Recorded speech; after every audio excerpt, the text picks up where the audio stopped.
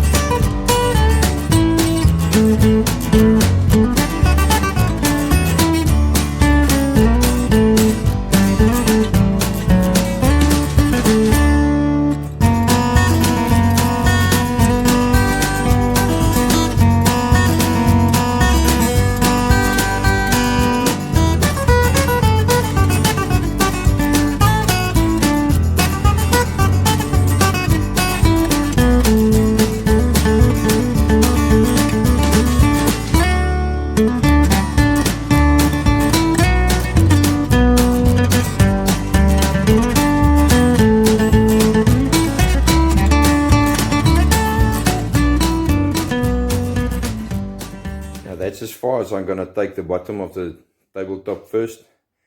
I turned it over now and we're going to start finishing the top. See what we can do with it. There's a very big hole that I'm considering filling with resin, casting resin, as well as some of the cracks. There's lots of watermarks. Old flower pot watermark or something on there. It really looks bad, in a bad state. Luckily the wood is very dry, so let's see what we can do with it. Thank you.